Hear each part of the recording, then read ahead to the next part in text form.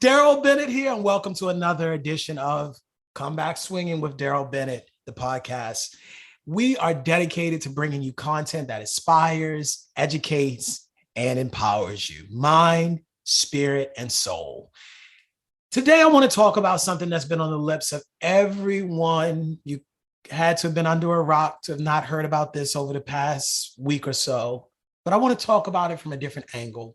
So if you will entertain me for the next few minutes, I want to talk to you about moments, places, and people, but I want to talk about it from the context of the kerfuffle that we saw at the Oscars a week or so ago between Will Smith and Chris Rock.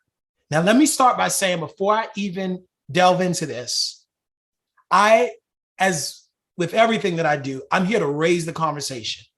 I'm not here to talk about, the superficiality. I'm not here to make a judgment call over what should have been done or this here or that there. I'm really here to speak about how this is a picture of what happens in all of our lives at some point or another. Moments, places, and people. I want to talk about how what we saw played out on the world stage last Sunday is what we have seen play out in households across the world. It's what all of us at some point in our lives have to deal with. Moments, places, and people. What am I trying to say? I'm trying to say a couple of things. I want to start with the fact that I don't even want to get into the incident itself. I'm sure you've probably heard about it. You've seen it.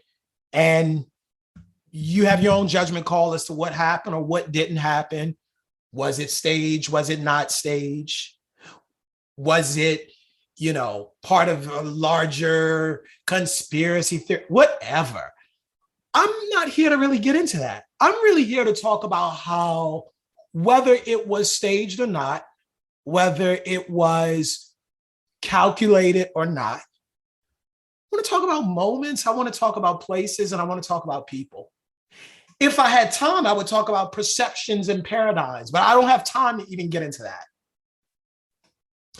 I want to frame this because, remember, this is the Comeback Swinging show with Darrell Bennett. This is Comeback Swinging. We're talking about how do you come back from crisis, from defeat, from challenge, from hard situations, from adversity. How could we have a platform where we talk about adversity, challenge, struggle, overcoming bad moments in our lives, and we not talk about what happened at the Oscars? I mean, it's a real-time public lesson in really what happens in all of our lives at some point.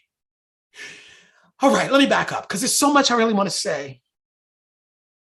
And I want you to listen to me from the place of your soul as you ask yourself how you can come back swinging in life. This ain't about Jada and Will. I don't know those people. This isn't about that. I think, can I just say something? Can I go down a rabbit trail for a quick second? I think that God has a sense of humor in the sense that he allows us to peek into other people's lives. And we think that we're being allowed to peek in their lives so we get to see their business, and just that being the reason we see their business. But I think we only get to see people's business because God is trying to give us a glimpse into our own lives. I really think that's what it's about. I mean, if I could just lay this whole conversation, the backdrop of this whole conversation against that canvas, I think part of it is because I'm a study of history. Part of it is because I love documentaries. Part of it is because I'm always looking for the meaning of things as being a teacher, a lifelong learner. Whenever I see things that happen like that, I'm always interested in how has that played out in my own life. See, it's so easy to get judgmental and point, how can he do that? But haven't we all? So, moments, places, and people. I want to start with moments. And I want to start by framing it in a question. Have you ever had a moment that you wish you could take back? I can guarantee this. I don't know Will. I don't know that man, but I guarantee he wish he could take it back. Staged or not, calculated or not, I guarantee from everything that has transpired, it's a moment he wishes he could take back. And which one of us have not been there? You know, I was kind of scrolling through my social media timeline, and particularly Twitter, and people get real self-righteous when they see people fall or make mistakes. How could he do that? I'm sitting there wondering, how could you do that at your minimum wage job? You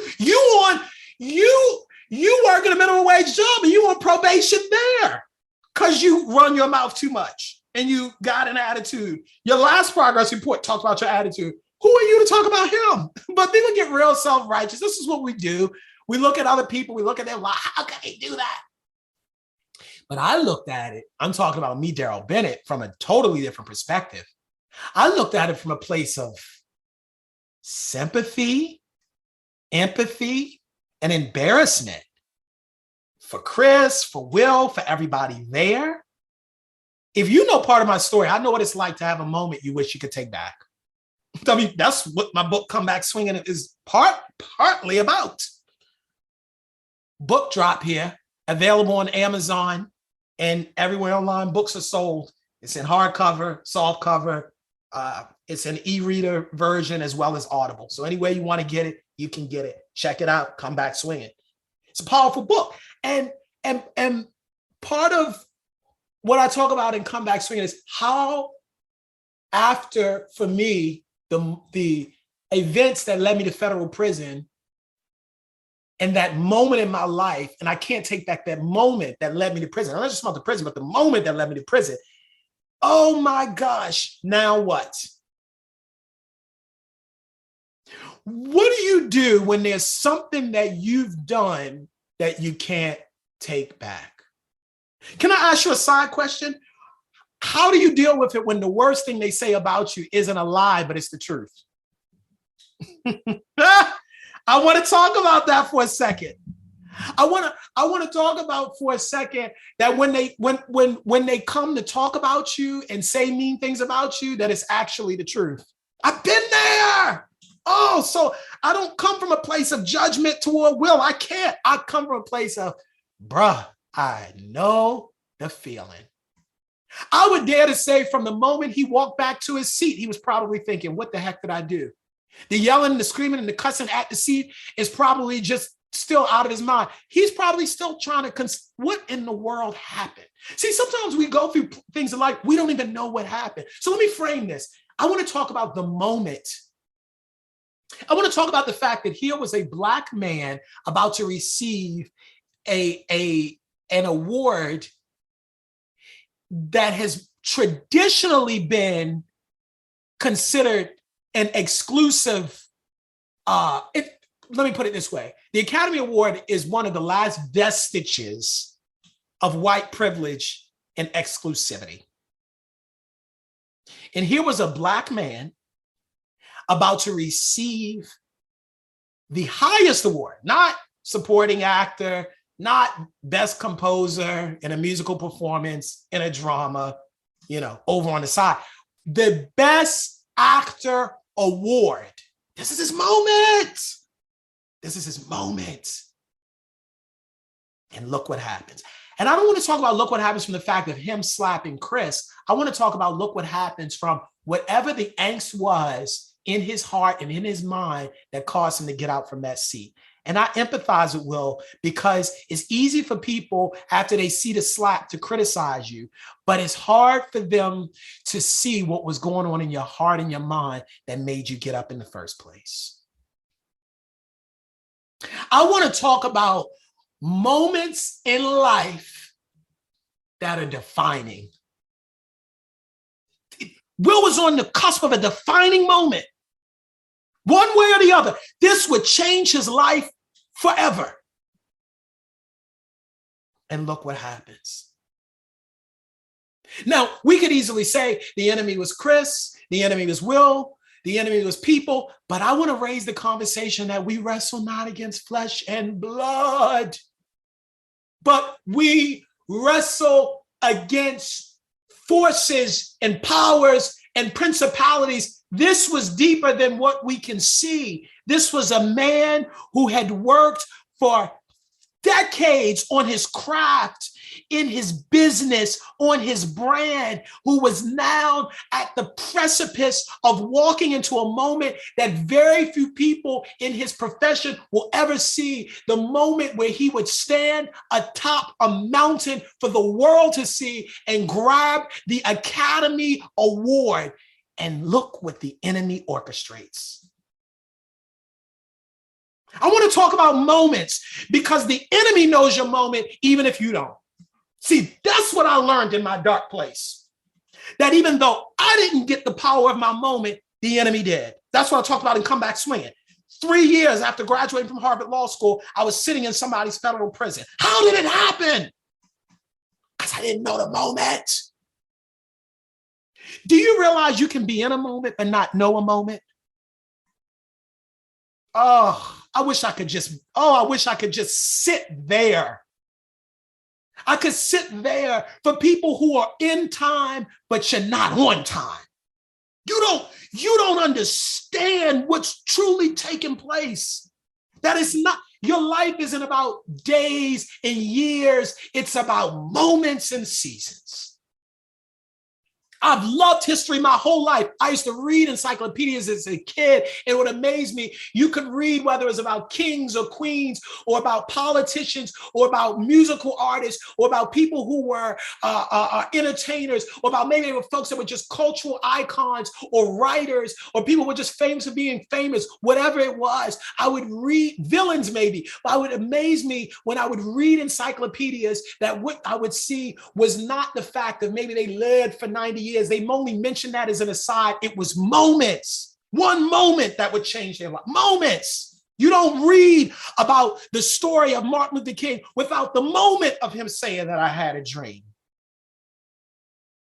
You can't talk about Franklin Delano Roosevelt about talking about the moment of polio and how he connects it to, where he tells a nation that the only thing we have to fear is fear itself. There's moments that we become defined by.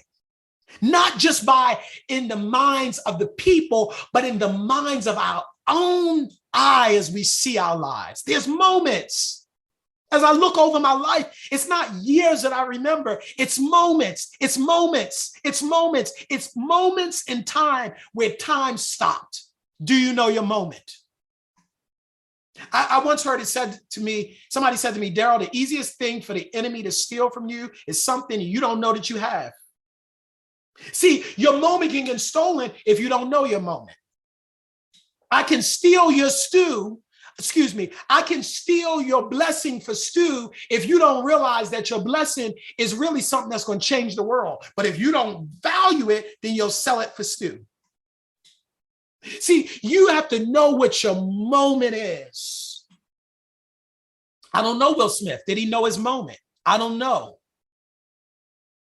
I would dare to say that because of the action and the reaction and what transpired, and I'm sure he's remorseful and regretful about what took place, I would dare to say he didn't know the moment. He knew what was about to transpire, perhaps, but the import of the moment. I know what that's like. Can I tell you something? I've never said this ever publicly on a public venue, but I'm going to say it here now. I've written about it, but I've never actually said it. I did not realize how important it was that as a young Black man, I was at Harvard Law School until I was getting sentenced in federal prison. Isn't that a deep statement? I didn't realize it till then when the prosecutor and the judge made a big deal about it, that I had gone to Harvard. For me, it was just me trying to, level up on my dreams. I didn't see it as me holding up my people, as it were, standing as the voice of a race or generation. It was me having a dream, wanting to push forward. But it wasn't until I'm putting myself in Will's seat. It wasn't until I got back after the slap and I sat down and saw the reactions of the people that I realized, oh, this was bigger than what I thought it was.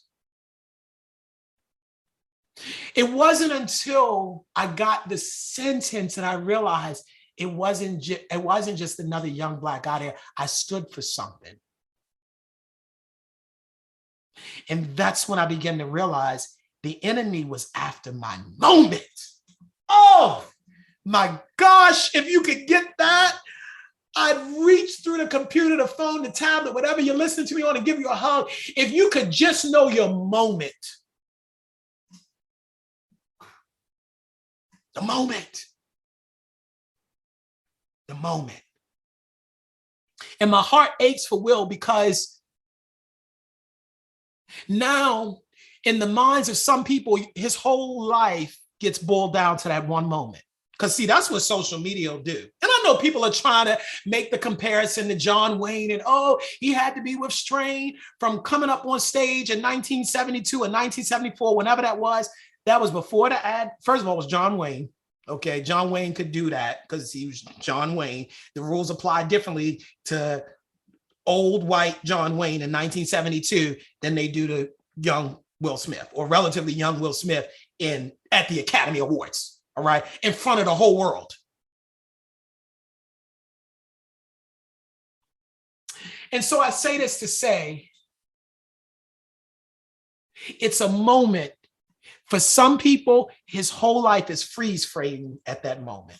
Can I talk about that? How do you see, I'm talking about coming back swinging. How do you get out of when people want to freeze frame you at a moment?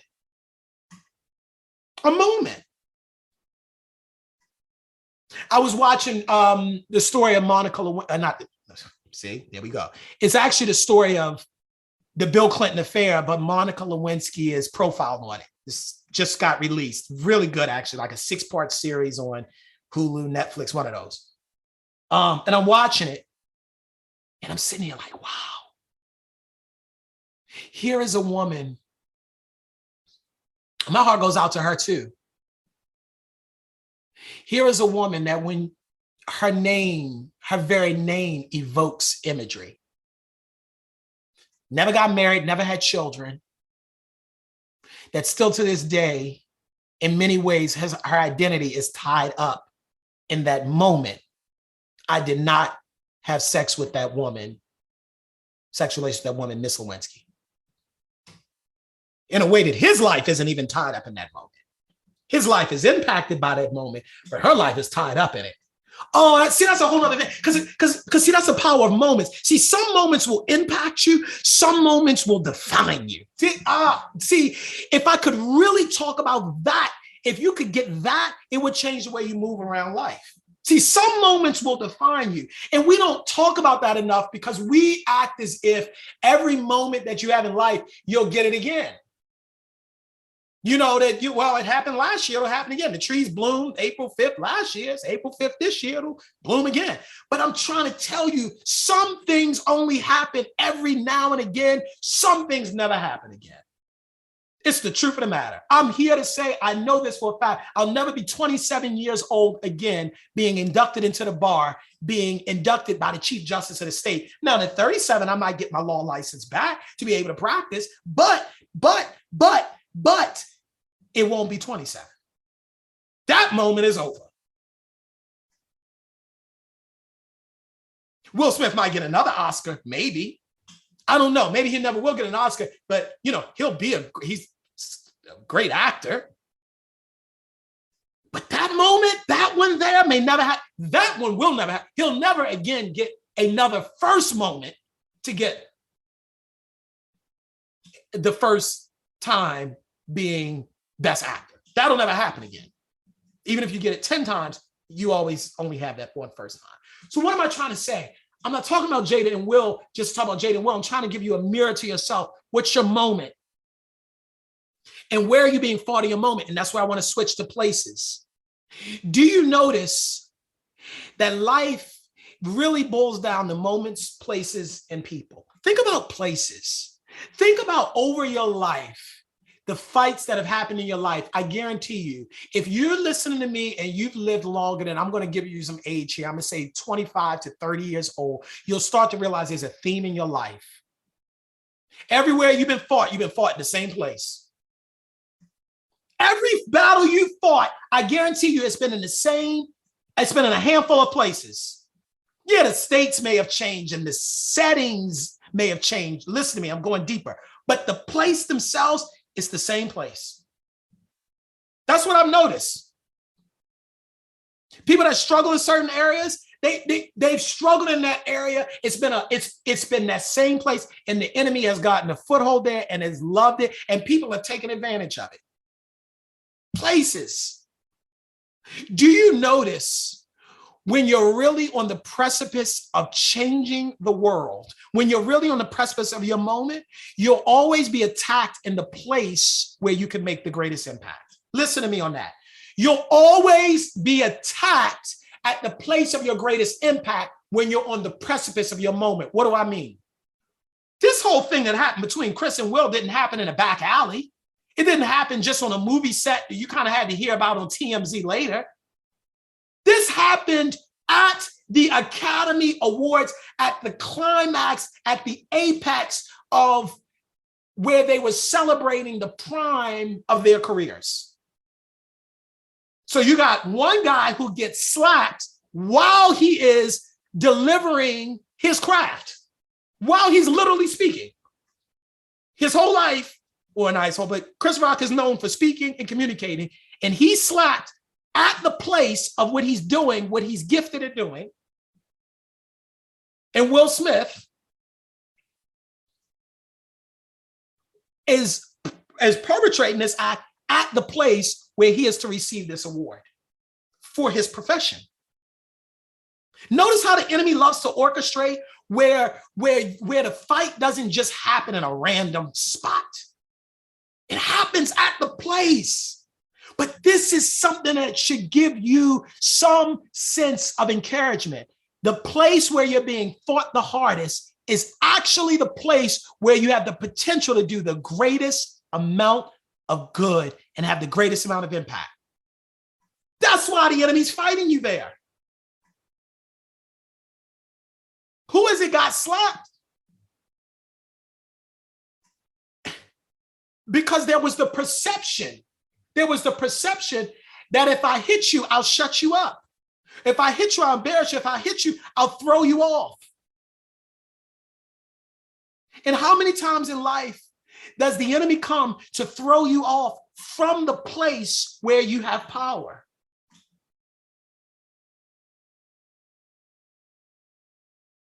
Do you notice that the enemy always comes for your place?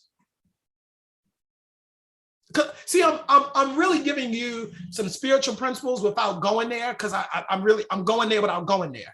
I had someone who once told me, he said, Darrell, do you realize that God created places before he created people? I was like, I never thought of that. And as I read into it further, I realized, and he created moments before he created places, which was before he created people. Because in the beginning, there was God. So in the beginning, there was time. And then he created the heavens and the earth. So then he created places. And then there was a creation of a garden. And then there became people that were placed in it. So I'm going in an order because I'm trying to show you that there were moments that existed before places, and there were places that existed before people. And so what happens is, in life, we're so focused on people and personalities, but that we forget that there's a moment and there's a place that's also at stake here. There's a moment, and then there's a place. There's a place where you're gifted. There's a place where your provision is. There's a place where your purpose is. The enemy's job is to try to fight you to get you out of your place, get you to drop your mic, get you to stop talking, get you to stop being who you were called to be, get you to sit down. That's the whole goal. I'm trying to raise the conversation besides personalities. And when you look at it for what it's worth and remove the personalities and see what's really taking place here, you see that this is played out in all of our lives. Who of us hasn't been in a moment and we felt like it got snatched from us, and we got fought at the place where we thought we had the most power, and it questioned our power. You saw how Chris Rock, I'm sure it hurt his confidence, because it's one thing to get hit off on the side of the stage. He's a comedian. He's been heckled before. I'm sure he's been punched before. But it's different when it happens like this in the place. And I want to ask you, where are you being fought? Where is the enemy trying to slap you down at? I guarantee you it's at the place of your power. See, that ought to free you right there. That ought to free you right there, because I want to say this. You might be a young lady and you're listening to me now, and somebody has spoken into your life and told you you're promiscuous and and that you a hoe. And this is what I come to tell you. That right now, you are manifesting your desire for relationship in the wrong way. And once you realize the power of who you are, you're going to draw so many people to you using the same tactics, but change for the good. What am I trying to say? The place of your power is people. The place of your power is relationships. The place of your power is that people are drawn to you. Right now, you're using it for sex. And I don't want you to throw the baby out with the bathwater and say, yes, we want to correct that behavior, but I want you to know that the reason why you keep struggling in that area is because that area, let's raise the conversation but beyond sex and sex relations and bring it into relationships. That's the area where you're going to have the greatest impact. Some of you, somebody's listening to me now, and you are struggling with a drug addiction. You've tried everything. You've read books, you've gone to programs, you've done AA, you've done NA, you've done everything that you know to do. I'm mentoring a young man right now. He's 21 years old. He has every 12-step, 10-step, 5-step, every program you can think of. He's gone away. He's done inpatient, outpatient, all of that. And I've come to tell you this, the same thing that I told him. What if the reason you're struggling so much in this area is because this is the place that you'll have the greatest impact? You might say, well, that doesn't make sense. What do you mean? I have the greatest impact in a drug addiction? No, that's not what I'm trying to say. First of all, whatever you're trying to numb yourself from by using the drugs, that's a clue for where that impact is going to be. But also what I'm trying to get you to see is that at every place where you fight, at every place where there's the temptation, at every place where there's the hurt, there's also the possibility right there that that's where you can have the greatest impact. That's where you can speak into somebody else's life. That's where your story means the most. I'm going back to that young lady. Listen to me. And somebody else is going through what you're going through now. And when you get out of it, you're going to reach them, but you can't reach them until you turn it around. And you understand your place. That everything that happened to you happened for you so you could be at the place where you could have provision. See, your provision is connected to a place. Let me move on, because I could stick there all day. So we're going from moments. We're going to places, and then we're coming to people. We're coming to people. People in your life, that's everything. This is where I think the story of the Oscars really gets really fascinating, because it is a story of people, and it's a story of people that we feel like we know because we've watched them. It's fascinating. I mean, you think, oh my goodness. I mean, you've got this one actor hitting another actor. And then on a commercial break, you've got these, people that, we all, see as these great actors or whatever. And they're just, I guess, friends or comrades, whatever. And they are rallying around each other. And there's questions about what did Will Smith say to Tyler Perry and Denzel Washington when they were huddled together during that break. But this is what I do want to say about that. You know what it shows? It shows at the end of the day, this is still a story about people. Don't you ever forget that. Don't you ever forget. It's still a story about people.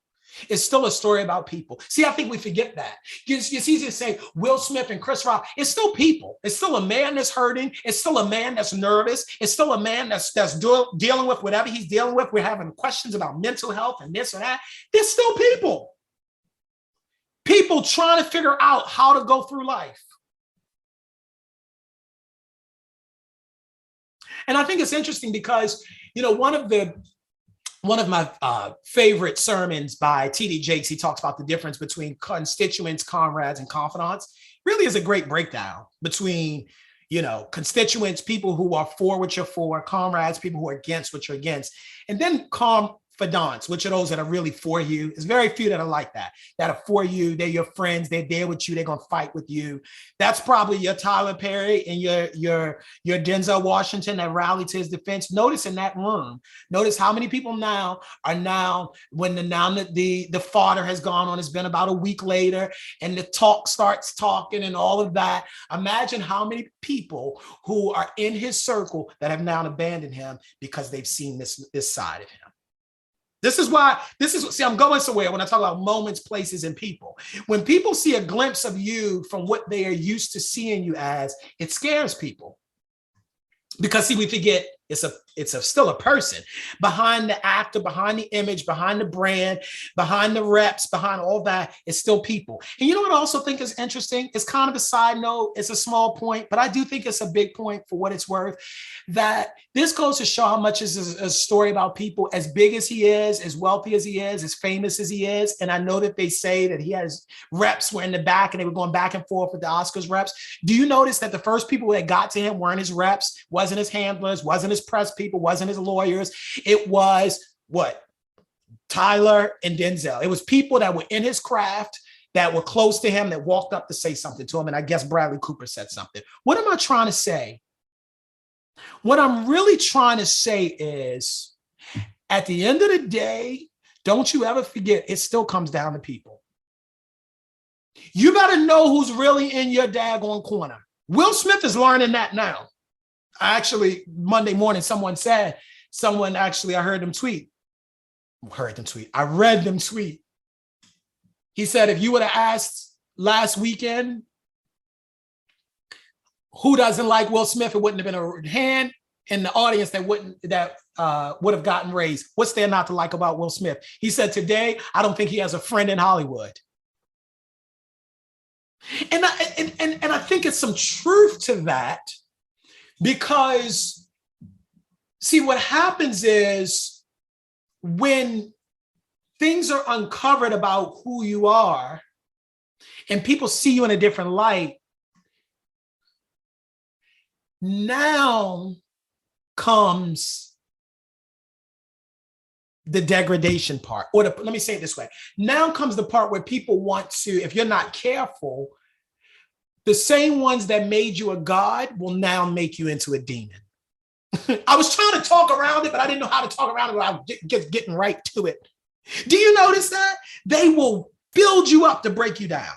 And you got all these people talking about, he was so entitled. He got up there. There were even some people that are saying, oh, he was asked to lead and he didn't lead. He's entitled. Who do you think made him entitled? He didn't wake up that way. I mean, as a public, we have created the persona that certain folks are untouchable. So when they act untouchable, what we up here acting crazy for? But it goes to show that people will set you up to pull you down. This is how I heard it once said, whom the gods would destroy, they would first give a mandate. So basically what I'm trying to say is, if you really want to bring someone down, you put them up first. That's why you got to be very careful about who props you up. You got to be very careful about letting the praise of people go to your head, because we can see some of the same people that wanted to be in his movie, some of the same people that were saying all these great things about him 2 weeks ago are now coming out. And I've read some reports, we'll never do business with him again. We'll never do this. Even if they change their mind, the fact of how people will come out at your lowest moment and kick you when you're down. Oh, I know what that's like. You got people who will, they will come out the woodworks to talk about you and then go back in the woodworks. Like, I didn't even know who you were. I remember some guy, I've got to say this.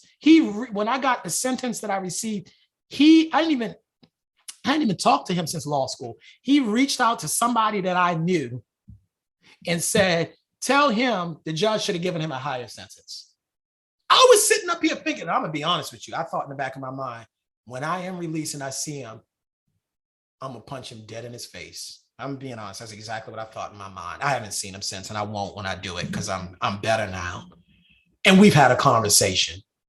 But I was like, oh my gosh, that's just one comment of it. Just bothered me how people will kick you when you low. And can I say it without offending anybody that's listening to me?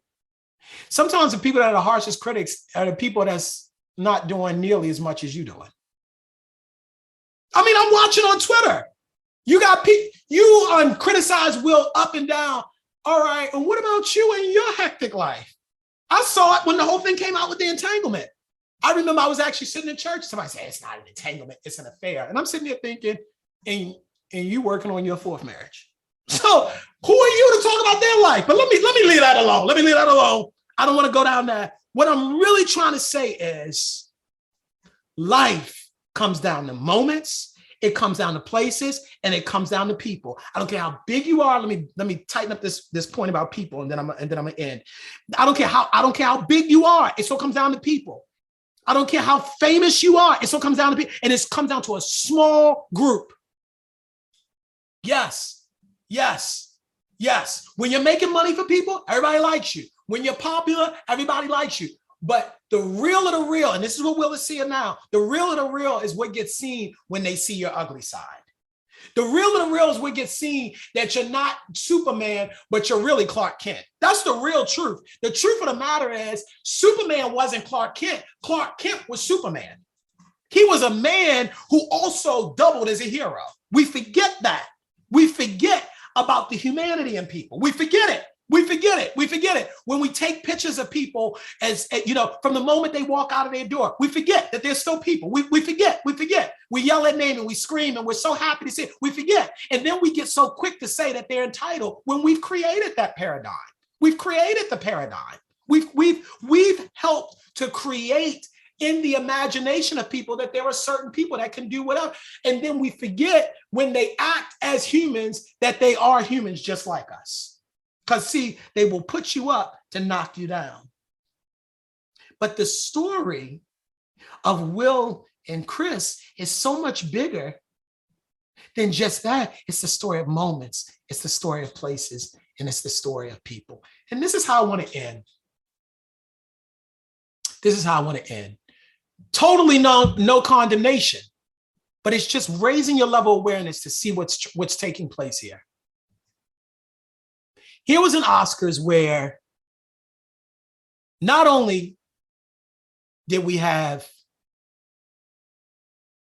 a Black man, Will Packer, one of the highest grossing producers in all of Hollywood, who was producing this show.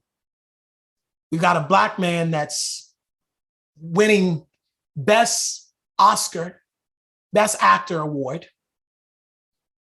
We have a Black man receiving a Lifetime Achievement Award by another Black man. We're talking about Samuel Jackson, who's received, a Morehouse brother, by the way, who's received this award by Denzel Washington.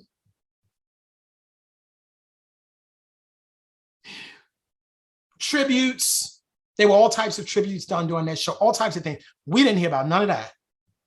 All we heard about was the slap. And I wonder how many times in life the enemy has come for your moment. Because truthfully, Will didn't win, Chris didn't win, but whoever or whatever it was, whether human or not, on earth or not, that wanted to take away the luster of the show, their careers, and the people involved, achieved that by orchestrating this one moment. It was not just a massive distraction, but it was a diversion. There's a difference. There's a difference. So you can get distracted, but I turn right back to, I mean, we've all been watching a movie. You see a distraction, a phone ring, you know, you might snap at the person that turn that doggone phone off, and you look back and you're right back at the movie. But this is different. This is a phone that won't stop ringing. This is a phone that made you receive a call or a text that changed everything. This is a star that has fallen out of the heavens. I mean, it's real. I'm not trying to be dramatic, but I'm trying to paint for you the picture. This is, can you imagine working for your whole life to be at the apex of something and now see this? So now all we're talking about is, does he keep the Oscar? Does he not? Is he, resigning from the Academy? He's getting slapped. What happens with Chris Rock? How does his career keep going? I mean, yeah, they keep making money, but what does that look like? Does he sue? Does he not sue? We get to talk about all of that. We also get to bring in the fact of, can I talk about it? Black people in conflict in traditionally white dominated spaces. We could talk about the fact that now we could say, this is why we don't invite them people nowhere. This is why Oscars were so white, because y'all don't know how to doggone act right when we bring y'all somewhere. See, we can say all this now, even though they may not say it publicly, we can say it privately because of the diversion. You see the difference between the distraction and the diversion? It created something that now gives credence to, this is why things have been the way they have been. I want you to see what happens when we're brought off kilter. It's not just us that's affected. I notice more than anybody. When the enemy comes for your moment, it ain't just you. My mother was affected. My people that I was mentoring were affected. People that I had taught were affected. Schools I was connected to or institutions I was affected to was affected. Businesses that I was doing was affected. People I was doing business with were affected. People that I was influencing were affected. Family members were affected. People are affected when you are thrown off of your moment. I want you to see that. I want you to see how now, so now in 60 minutes, we can now, or Today's Show, whatever they're on, now we can have all the press wranglers start to do all the Monday morning quarterbacking and politics. No, we asked him to leave. No, we didn't ask him to leave. Nobody asked him to leave. Then did Chris, was he asked, should Will Smith leave or not? And all this. And now, it's an old saying that we would learn in the church, which is that the enemy is the author of confusion. This is exactly the opposite intention of what the entire show was about. It was about really showcasing Black excellence, from production to acting to talent to careers to lifetime achievement. And instead, what we get is Black buffoonery put on stage. I got to call it like it is. And it is not a call out of Will Smith. It is not a call out of Chris Rock. It's not a call out of people. It's a call out of what plays out when we're unaware and we don't seize the moment. In your whole life, moments, places, people. And so the question is, now what? I know everybody, April 18th, he gets to decide, or they go to the board and the board decides about the Oscar. This ain't about the Oscar. This ain't even about the Oscars.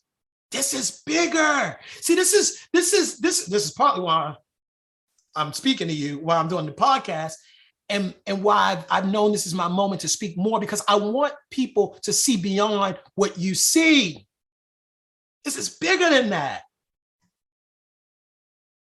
Do you realize that every time let me finish this. Do you realize that every time you succeed, you open a door for somebody, but every time you fail, it actually might shut a door for someone?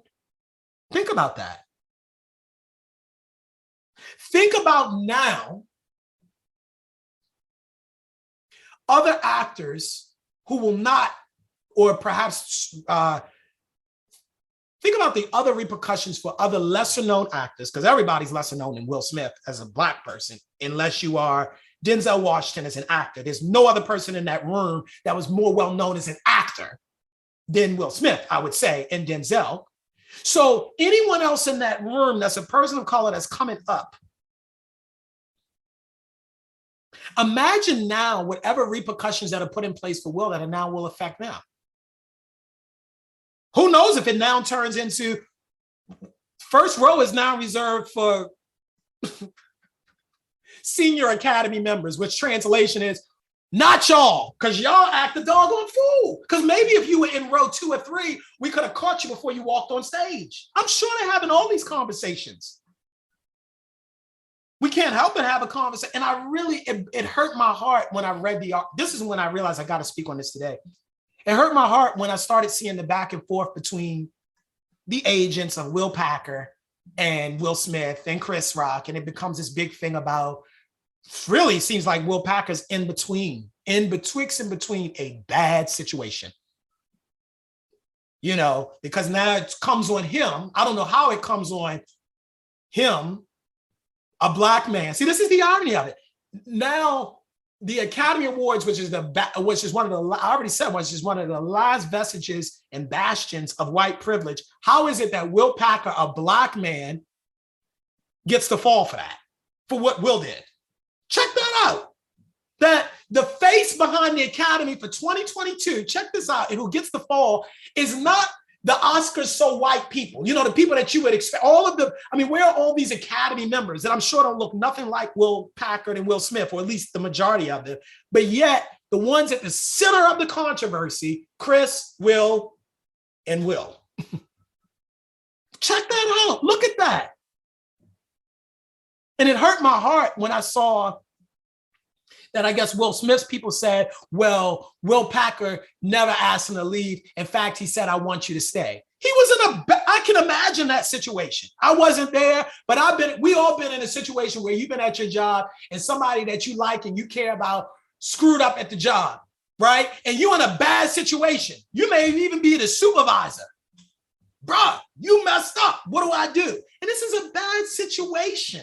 Where now, and this is again where we talk about the enemy loving to be the author of confusion. So now the discussion isn't about Black excellence. It isn't about the unity of all of these great power players that come together, that have created this amazing show, and it could perhaps usher Hollywood into this new age of Black, brown, and minority creativity. But now it becomes a conversation about buffoonery, essentially. And he said, she said, and politicking, and what we need to change moving forward. And I don't even want to touch the fact of whether or not it was staged or not. I don't even want to touch that. I don't even want to touch that. I don't even want to touch the fact of whether or not it was staged when it was Will Packer and the people that were producing it were supposed to be producing. I don't want to even touch the fact that Will Packer said out of his own mouth that he thought something was going on between Will and Chris, and maybe they had a side deal. But I don't want to touch none of that, because I think that misses the larger point, which is that a distraction became a diversion, a moment was missed, and an opportunity was what that could have been seized was instead turned into something totally different.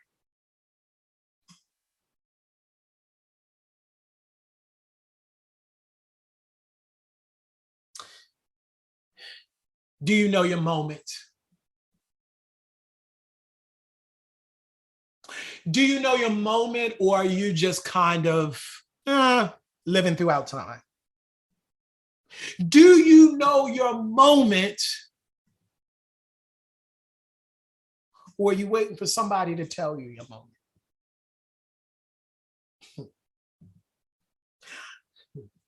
Are you waiting for somebody to validate for you that this is important, that this is special, that this is powerful, that, hey, you should be paying attention?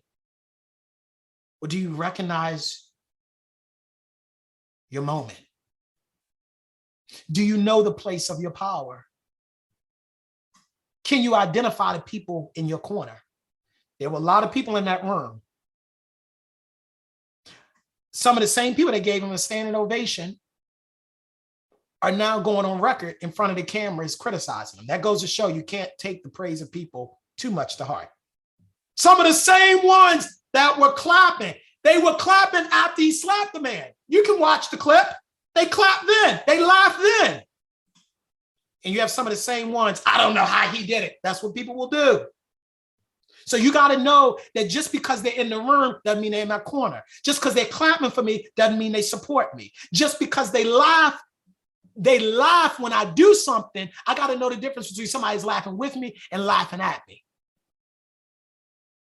And most of all, I have to know when my moment, and I'm being propped up for a moment that is also more momentous than just for my people, than just for myself, but it's my family and an entire people that perhaps could be benefited by this. Is it fair to put all that on Will? No, it's not fair, but life isn't fair. Life hands us all different cards. Some of us have opportunities that others of us will never have. But the point of the matter is this: all of us have moments in life. And the question is, what will you do with it? As I end every broadcast, I will end this one.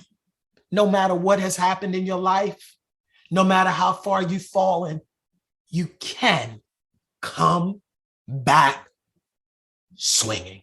Let me end by saying this. I work, mentor, coach, and counsel people who are rebuilding their life from crisis, from failure, from tragedy, from transition, from challenge, from hard times. I know it. I have the blueprint. I've seen it work. And if you need help in pivoting and transitioning and standing back up and getting yourself back in the game and knocking dusting your knees off and standing back up and putting yourself back in the arena and getting back up after your worst moment, then you need to reach out to me, because I know what that's like. And I know the blueprint for how you go from humiliation to honor. Thank you for listening to another broadcast of Come Back Swinging with Darrell Bennett. My name is Darrell Bennett.